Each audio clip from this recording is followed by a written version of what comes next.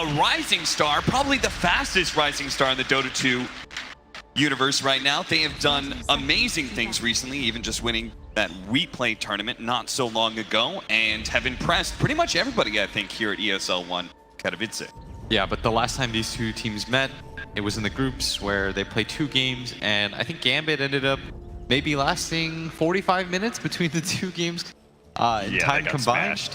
They got absolutely destroyed. So let's see if they learned anything here, as they did get their Visage, but in return, they gave away that famed Pango mid that mid one is getting real good at, as well as the Lifestealer. The triple that's stun. a great way to start immersion. What an impale from him. That's going to be able to secure that bounty rune. We still are going to trade 2 for 2. Oh, it sucks that they only got 2 for 2 off of that effort. Yeah, off of such a beautiful hit.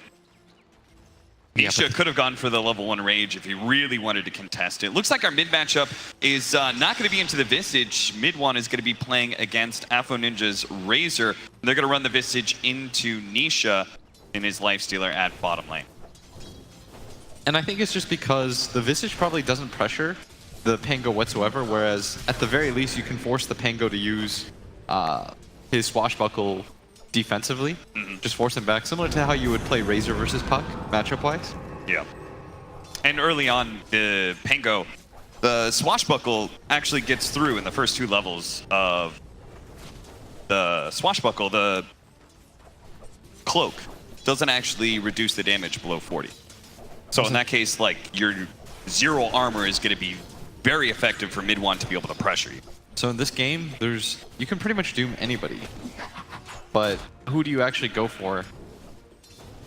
Who would your priority target be? Because obviously if you can get it off against the Brew, it's great, but the Lifestealer pre-rage, that's going to be one of the few ways they can actually kill him. And same thing for the Pango. Yeah, especially with the priority that mid 1's going to be having as a 2-position Pango. Just 1 Doom. He's already such a squishy hero naturally. It could be a very easy kill. Our top lane matchup, we can see the Doom is matched up into the Lion Brewmaster, which currently Secret is fully controlling this lane. And Afterlife, they get run at here, and they're going to be able to slow quite a bit of down. damage.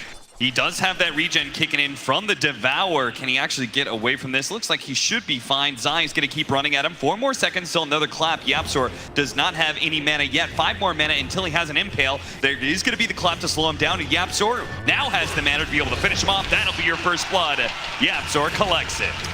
Easy does it. They can pressure this lane, and the same kind of pressure can't really happen, and that's the strength of the Lifestealer, is you can't really do anything about this hero. And nobody feels good about laning against him because the offensive potential just simply isn't there. So they're gonna have to try to focus on killing one of the supports. But if you notice, Puppy's just blasting, pushing the wave out so that he can try to get one of these pulls off. And I think that Gambit was aware that this was gonna happen, so they've double sentried. 1 sentry, 1 ward on the lane to try to make it hard for each other. Just trying to make sure that I mean, it's one of the hardest parts of playing Dire right now, right? Is that Radiant pull that is available, that you don't have the same kind of advantage in your Dire safe. And more importantly, I just don't really know what you're supposed to do in the laning phase. I guess mid lane's going to be just fine for the Razor because you can just consistently sap damage, but I just don't see how the pressure is going to come unless it comes onto the Coddle. And if Puppy's aware of that, he should be fine, which is why he's put a premium on getting his own boots first. Yeah. And as long as he dodges his ganked attempts, they can just keep running in circles. Your Lifestealer will continue to farm. You are trading farm to the Visage, but you should be happy knowing that Brewmaster's doing very well. Imagine Afterlife. Yes, he may have died early, but now that he's got 2 levels of Devour, the regen rate starts kicking up from 3 to 8. Pretty massive increase. I'm sure he'll be able to deal with this pressure all right. If the creep equilibrium gets too far pushed forward, he can just go grab some jungle creeps, and he can man-fight the Lion pretty easily. So I imagine he'll be able to get at least a bare amount of farm. Yeah, mid 1, he desperately needs to grab the rune here, and that's why he's playing around this area, potentially seeing if he can jump past, but he's going to get his damage stolen. In fact, the rune is bottom, and already you see that Immersion is on his way to get it. They should have seen him. Very smart by Gambit. Maintaining that kind of rune control against the Pango. It's so helpful it does ruin his game mid because now he only has 300 HP. Look at Zai. He was trying to get to that one little spot. He could get away. Afterlife knows a different route, though. With one tree cut, he is going to be able to get out. Yapzor's going to try and go for the kill, but the magic stick will allow Afterlife to survive. Has a healing salve to get back up to full, too. Yapzor's got Tranquil Boots, though. So he's going to be okay about this as mid lane, mid one is going to ferry himself both a salve and a mango, trying to min-max it so that he doesn't have to leave the lane. And Bounty Rune is going to spawn pretty soon. I wonder if he makes his way all the way up to the top to grab that rune. It'd probably be worth it for him. It has been the pretty much mid one's directive every single 5 minute, every single game. Goes, secures those bounty runes, maybe gets a kill on one of the side lanes, and at the very minimum, he is going to be able to fill up his bottle. And you see that Afterlife was potentially thinking about coming in that area, but realizes that Yapzor has already grabbed the rune. He's not going to be greedy and try to secure mid one both of them. But easy lane so far for Afo Ninjas. He's quite farmed already. Already has boots completed, double Wraith Band.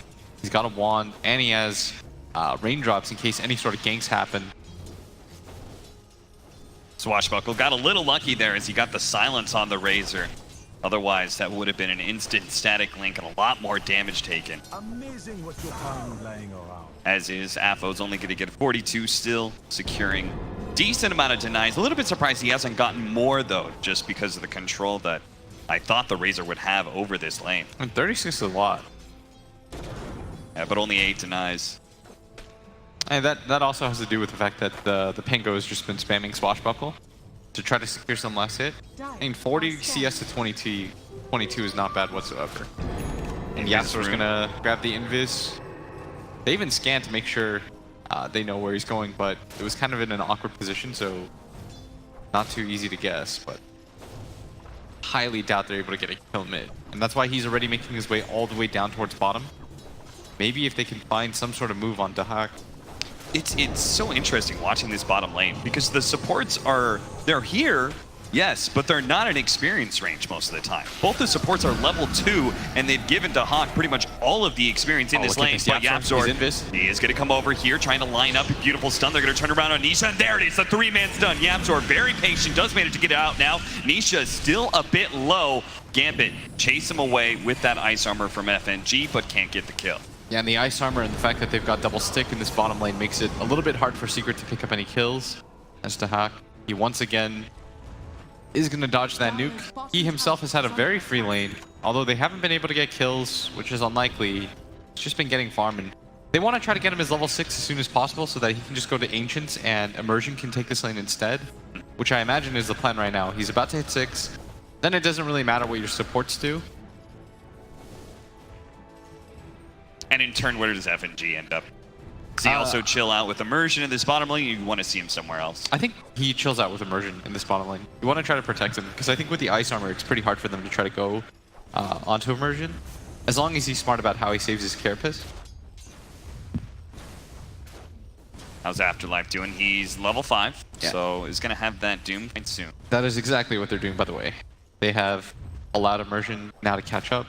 And I think this is a really smart move by them, because they realize they have no kill potential. Oh, look at this rotation. Mid one has his ultimate. They have the Rolling Thunder as well as the Brewmaster ultimate. They're going to blow everything to make sure there's no chance of Razor getting out of here alive. Finish up the kill as mid one. But I'm not sure how well they're really going to be able to take a tower or anything else. They do have the Storm Panda who just threw the Lich up in the air. Zai is going to try and run across, and FNG actually walks into him here. He does have the Frost Armor, but Zai has that extra damage coming in from the crit. Nice stun from Immersion. Zai easily cleaned up by Dahak and his 2 supports. Zai just gets a bit greedy there. Just thought that he could have done a little bit more, but does get taken out easily. I don't think he knew that the Visage was just going to be camping around that area. And FNG did a very good job of baiting him up, plus Immersion came through from the lane. Like, he just got sandwiched there. There's just not a lot of ways that he could have known that that was coming. It is pretty interesting though, like that gank, you know, they kill the Razor, they pretty much get no damage on the tower, and I'm looking at Secret, they really don't have a whole lot of ways to pressure towers in general. They can kill some stuff, they can win some fights, but none of their supports, none of their cores are really that good at hitting towers. You're going to see Immersion limp away back to his tier 1. Secret forces him out of the jungle. I think the way that Secret has been playing lately is they don't really care if they do get any sort of pushes going. They just want to continuously kill you. If they can apply that sort of pressure, get you scared, force you to your jungle, that's when it seems like they're most successful. And that's why mid one has been looked so successful on this Pango, this Ember Spirit, low cooldown heroes that just run around and kill. That's their only job, is just to create space in that regard. Yeah, even though they don't hit towers, they don't necessarily have to if he's just picking up kills for his team and getting everybody big. And eventually the Lifestealer will get online. Nisha trying to get a Midas, catch up a little bit, and once he gets the Midas Radiance, it's not going to be easy for Gambit to take fights until they get BKBs themselves. Medallion of Courage. It's up for Dahak, and that'll be 3 bounty runes. Radiant's bottom tower is under attack. For the dead. And look at this rotation that they were trying to make on mid one, and they've done a good job of not letting him just roam in the side lanes. Yeah. Like, this is when mid one is by far the deadliest, is when you allow him to just kind of do whatever he feels like. That's why I think this strategy of theirs, allowing their Visage to just go into the jungle and hit Ancients, let FNG soak this up, you're just taking away potential targets for mid one to go gank. Yeah, looking at these heroes, they're just Middle tower is under attack. trying to gank a Doom, a Razor, a Visage. Like, these are all heroes that are not the easiest to run into and have just a lot of individual threat. Yeah, They like to be able to just sit in their lanes. The coolest part about the strat too is that you notice that the Doom has decided to max Devour. Yeah. And he's going for Midas because he's trying to make up for the fact that his team's being out-farmed a little bit by not showing the lanes. And he's like, this is how I'll come back. I'll make sure that we're always in the net worth battle. And he also realizes that Secret's lineup is very slow too. On top of that, huge incentive to be able to get to that level 15, but he is going to be gone on here. Mid one does make the rotation up to this lane. He was biding his time, setting up this gank. Oh no, the Finger of Death came down and didn't actually finish off Afterlife. The Rolling Thunder will hit him again. They'll get that kill eventually. And Immersion, who TP'd in here, he's going to be a secondary kill. Pop the Spike Carapace, Secret waited out, and finish him off. So they may not have gotten the extra damage on Yapzor's Finger of Death, but Dire's top tower. they do still get the kill, and they'll start doing some chip damage to that tower. Nisha feeling the pressure of Dahak here on that Visage. The Medallion is such a huge power spike for a Visage. He's going to rage up, eat his way through the trees, but the Familiars can stay ahead of him right now. He does not have an infest, but looks like the Visage is just happy with the pressure given and has full control of the lane. Yeah, and I really don't like that Immersion was up there in the first place. Yeah. There's almost no way they're going to save Is him. under attack. You have to be okay with the fact that your team's playing a little bit greedy. This is the trade that you've decided to make, and you sort of have to just commit to it. Yeah, Immersion's only level 4. His impact isn't really going to be felt this early on, and if you look at it, Yapzor's already level 7. I mean, Zai gave him such a free lane up at top when he went to go gank mid. Oh, trying to catch him. Look at Zai. He moves so fast. He popped that Drunken Brawler and Face Boots at the same time.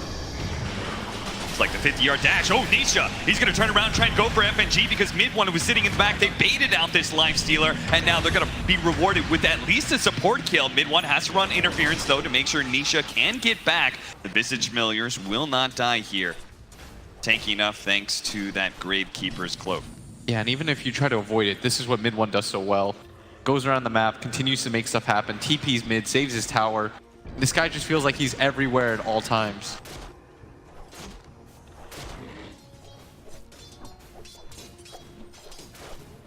And I'm not really sure what the counterplay for Gambit is.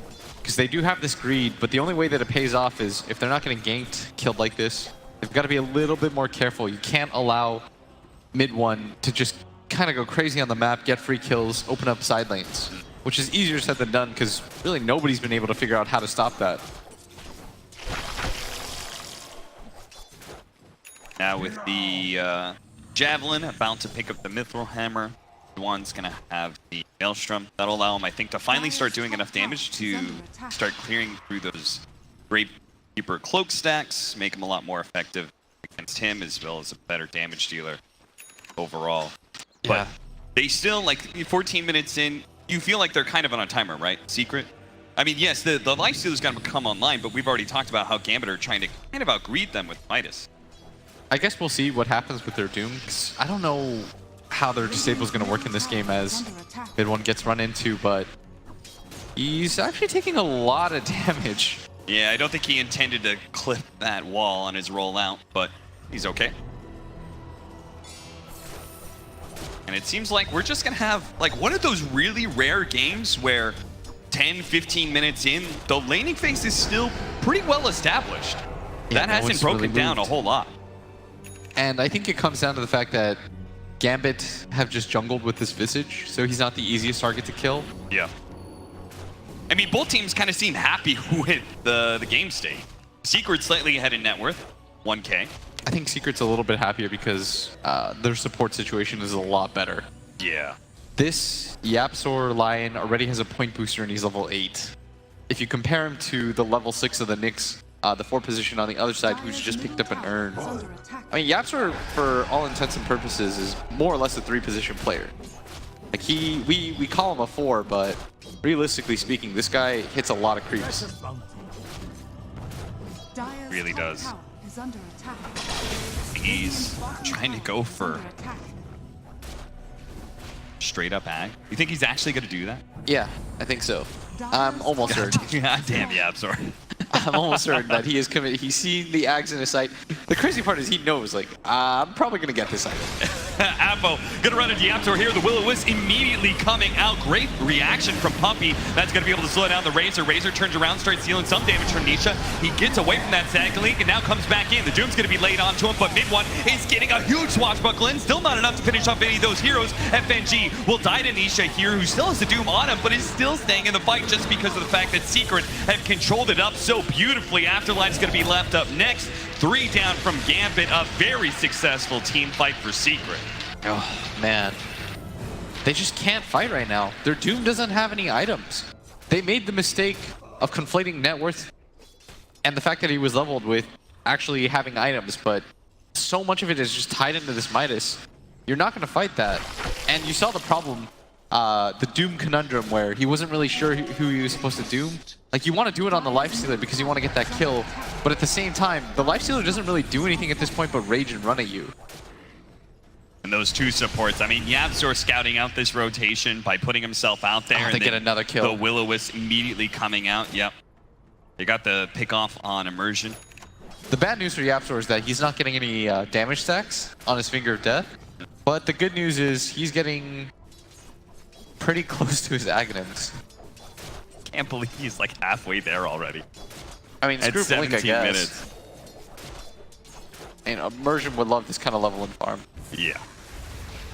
17 minutes in, Nisha. 1,000 gold from the Sacred Relic to build into the Midas. Or excuse me. Meanwhile, what has Gambit got? We've Defiance, Yasha building up for Afo, Afterlife. He's going to be able to finish off that Vlad's now, but other than that, until we have the Crimson Guard out from Dahak, I don't think you have that kind of clear-cut teamfight advantage for Gambit. Yeah, I think you just have to allow Afterlife to continue to farm. I think it was a mistake for them to take that fight in the first place. Just allow your Midas and your Max Devour to kick in. Yeah. This is the Doom problem, is when you go this build, you can't fight. You don't have the damage, you don't have the tankiness. You just have to allow him to chill, slow down the pace of the game. The problem with doing that is it's easier said than done because Secret puts so much pressure on you that they force you to make moves that you don't necessarily want to make. This is the mid one problem as well, where you feel like you always have to respond to something that this guy does, and so you overcommit to mistakes like that bottom fight. That just makes Nisha's game easier and easier.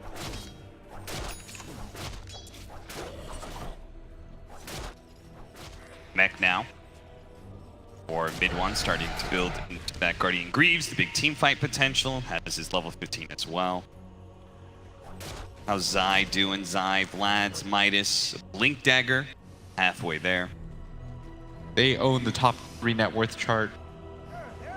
Mid one has somehow again just, I mean, guys, just one way or another, he's always at the top of the net worth, but he's also made everything happen for his team, being a part of 7 out of the 9 kills.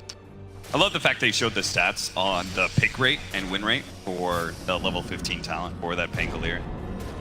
A lot of people get obsessed with the 2-second shield crash, like, oh, I can do so much damage if I'm just constantly using shield crash while I'm rolling around, but the the reality is your Rolling Thunder just being able to be a constant, obnoxious disable is far more important for you and your team. That's your invincibility spell this game. Yeah.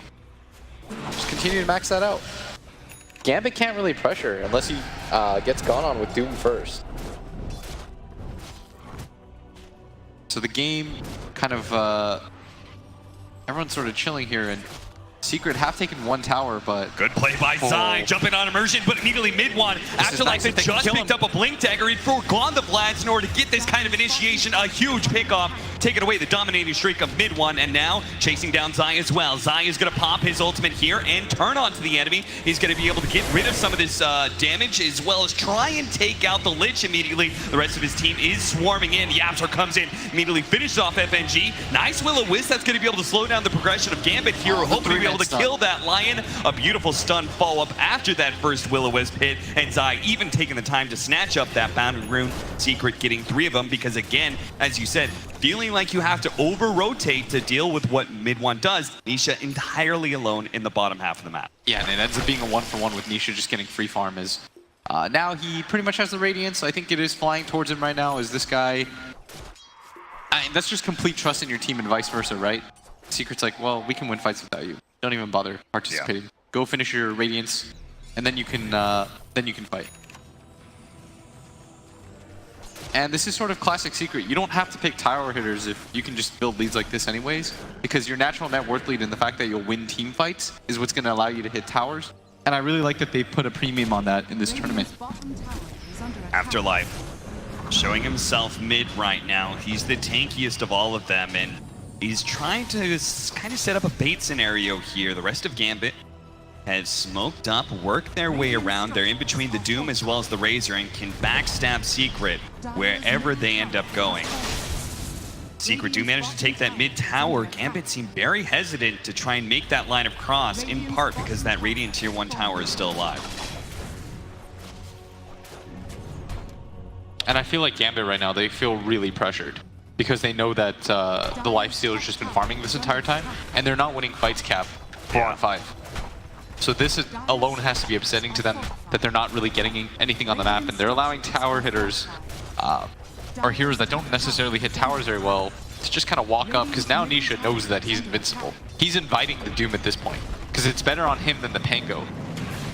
Gambit eventually do manage to get that mid tower off of the smoke, but the rest of Secret TP'd into the tier 2, very quickly trying to catch up and get a pick off somewhere here, feeling like they're strong enough to take any fight. They are going to be able to jump on an FNG. Mid one goes in. Will-O-Wisp also coming out, is going to be able to grab Immersion. The 2 supports are in danger, but the rest of cores of Gambit have backed up to the high ground. Now Afterlife is going to turn, going on to Zai here, who's been doomed up. Mid one's going to come in, try and help out, get some damage in. The Doom is so tanky, but that's when Nisha comes in, starts ripping apart the Doom. Not even going to be saved by FNG with that Frost Shield. It's not even close. He does far too much damage with that Radiance. And if this is the problem, is if you doom him, well, the Pango's just going to heal him and they'll back him up. If you don't doom the Lion, there's too many stuns flying over the top. If you don't doom the Lifestealer, you probably just don't have the damage to kill him, because he'll always get Rage off the second time around. The Brewmaster ulti is really important too. You just don't have the kind of AoE control that Secret does with the Will-O-Wisp and the Brewmaster being able to offer multiple disables. Same goes with the Rolling Thunder. Fight like this, though, this could be interesting simply because we do have some cooldowns. And they've got to be careful about this, is the immediate hex out, stun to Immersion blown up, there's the bigger attack, but Apple's going to come in with his BKB, and it's already stolen all of Nisha's damage, and he can turn it into Puppy. No, he's going to stay onto Nisha as much as possible, because he knows the Coddle is already dead in the back line, though. Mid one, he's trying to tear things up, it's gone on to FNG, and will be able to finish him off with a shield crash, but he's being controlled up by Immersion as well as Afterlife. Another Swashbuckle is up now, but he's been stunned up. Double drop up from Dahak. That's exactly what they needed to make sure they get that core kill. Now they have to back up, though, because Nisha is still pretty healthy. His Rage Timer is running out, though, and those Visage Familiars are so tough for the Lifestealer to fight into. Dahak got to be slowed down by Zai, but they're keeping their distance. Oh no, Immersion, he got hit right, he went for the impale, gets blasted down by Puppy. Now Appo, without his BKB, gets ripped apart, and Afterlife can't get away from Nisha as well. Secret come back into the fight, take it, and will be able to grab Roshan. That is such a scary proposition for them, because they look at Roshan, they see that it's at half HP, but they know we can't do anything about this. And Secret just re-engage over the top, They had ward vision established all around. They had sentries. They did a very good job of getting Nisha out of there in the first place. Puppey just must have thrown like 3 or 4 blasts in that one fight alone. And it's funny how, like, Gambit could have walked away from that engagement, right? Yes, They could you have would have said, been okay that with was that. okay. We killed Pango. Yeah. That's all right. But the problem with that too, Cap, is you would give up Roshan right after. They would just reform up, they go in again, and they get it. So for Gambit, this has just been a game of where you feel like you're forced to make maneuvers. You can sense that you're getting behind further and further, but the scary part about playing against Team Secret when they're in this kind of form is it doesn't really feel like you have moves to make. So you're sort of just countering yourself. Like that aura alone that, oh, somebody's always farming, mid one's ganking everywhere, what are we supposed to do? It kind of just throws you off your internal rhythms. Version making his way over. He is barely inside of the sentry, so they're going to go for the Will-O-Wisp on top of him. Now, he did get off the spine carapace, but he's kind of stuck in no man's land, and that's going to be another finger of death. That is the Aghanim's Finger of Death. YapzOr's almost level 15. Wonder if he decides to take the damage. Now he's got 3 stacks. So he's now dealing over 1,000 damage with that Finger of Death. Does take the GPM because he's YapzOr. Is under attack. He's just greedy. Now we've got the Aegis on the Lifestealer, who is already very difficult to kill, but they are very split up here. They should be careful. This is a 3-on-5. Ooh, Affo immediately pops the BKB as they try to get the initiation. The Visage Familiar's going to drop. They managed to catch mid one with one of them, but he's too mobile. They don't have the kind of disables to keep him locked down. Yeah, they had to blow the BKB too from the Razor, and that should excite Secret into maybe taking a fight here. And you know, I really want to pull for Gambit to be able to make plays, because this has to be such a frustrating way to play Dota. You're just chasing ghosts around the map. Everybody from Secret's farming. Puppey almost has a Spirit Vessel himself. And meanwhile, if you're F&G with your 1,000 net worth, no upgraded boots, Immersion just hasn't earned himself. Just can't believe it's 11,000 gold lead already for Secret. 15 minutes in that the game was pretty even, and we were just kind of stuck still in our laning phase, and the game just snowballed so quickly. Maybe you think he gets Zai here, but they're just a little bit out of position. They do see with ward vision, at least they were able to catch a glimpse of the backline as instead, and they're just pinging high ground. They're just gonna go. Nisha probably feels really good right now. No reason to rotate back and trying to defend that tier 2. That could lead you into a bad fight. Instead, force Gambit to come to you. Hit that high ground now. Gambit do have the high ground defense of the Frost Armor. When he went high ground, he turned off his Radiance so that he wouldn't get Spike Carapace. He's doing it again now to make sure that there's no way for this Nyx to get in on him. He doesn't really need the damage right now. That Frost Shield preventing a lot of damage, but it can't stay up forever. They finished off that tier 2 in the bottom lane, and the Razor is now thinking about going high ground himself, but finally Gambit realized they have to back up here, but it may be a bit too late. That tier 3, it'll rapidly fall as soon as that Frost Shield is gone. They did save the glyph, though, for just this occasion. Pinging right now onto that. Managed to get the stun long range on Nisha. Pull back immediately, but it got off the range. He'll start dealing some damage. Look at that Finger of Death. Now a big blast comes in to finish off the Visage Familiars as well, and a BKB was used by Dahak in that engagement. That Lion Finger of Death is dealing so much damage. You saw F&G just go down as Nisha tried to go for the Blink-In Centaur Stomp, a cheap initiation, and he's going to be punished for it. You know Nisha's got the reaction time to be able to punish that one. Double blast, that's going to catch YapzOr. Zai's not going to be controlled enough, though. Gets off that Primal Split, lifts Dahak himself up in the air, and gets the stun onto Affo, who no longer has a BKB. Immersion's just kind of like standing around with his Spike Carapace, hoping he can stop Secret from killing his core, but it's just not possible. And Secret, don't look for more. They're going to focus on the melee racks here. Very disciplined play by Secret. Yeah, 28 minutes in. With the Aegis just going high ground, without a care in the world. They're so far ahead at this point. Gambit, Immersion trying to do whatever he can, saving the Spike Carapace. There is the Doom available, and he's trying to go on Zai, but blinks out. Had already used his split. He's feeling desperate now, not really sure who to go on. Frost Shield blast. Okay, that's going to be able to keep Immersion alive. Yes, and Nisha is going to be controlled up. He still has the Aegis. Affo's going to come in, start stealing away some of his damage. He needs to be a little bit faster, though. Nice. An instant infest blink out. Just the communication, good team fight overall. Zai says, hop in me, I can blink us out. No hesitation on that. One thing done after another. That was the double buyback committed for that too. This Doom is really confused. He's looking around for targets to Doom, but he just doesn't really know who to go on. His issue right now is that there's been no successful team fights for him to draw data off of. It's not like he can say, okay, I doomed this guy and we finally won a team fight. I guess the one time it was somewhat successful is when they went for the Pango, but the Lifestealer is way too big to ignore at this point too. Yeah. And that fight was like more of a pickoff than anything, right? Yes. This I think is in a a straight straight on 5-on-5, it's hard to tell who you're supposed to go for. 20% evasion for the Lifestealer, who is about to complete an AC. Obviously, most of Gambit's damage, you Visage and this Razor, a lot of physical damage. This just means Nisha's not only going to hit harder, he doesn't have to worry about these cores. Nice setup, great stun, out Force Staff, and Swashbuckle away. Finger of Death, double hit now. Zai's going to be able to get into this one with a Conda Blast over the top. That'll finish off one core. Rolling Thunder will bounce the Nyx Assassin out of this game as well. Affo trying to drain as much damage away from that Pango, but Nisha's sitting on top of him. We go over to Dahak, who has that BKB activated, and Zai, even though he's doomed, he's still running at the Visage. He just doesn't really give a damn. Now the Doom wears out. He's not going to be able to stop Visage from getting away. Gambit as a whole won out of this game one, calling the GG. What a dominant display by Secret. Blitz, we may not hit that hour mark for this series. Yeah, for context, FNG said, I hope we at least get to play an hour against Secret. And with the way that Secret's looking, I don't know if they're going to get there.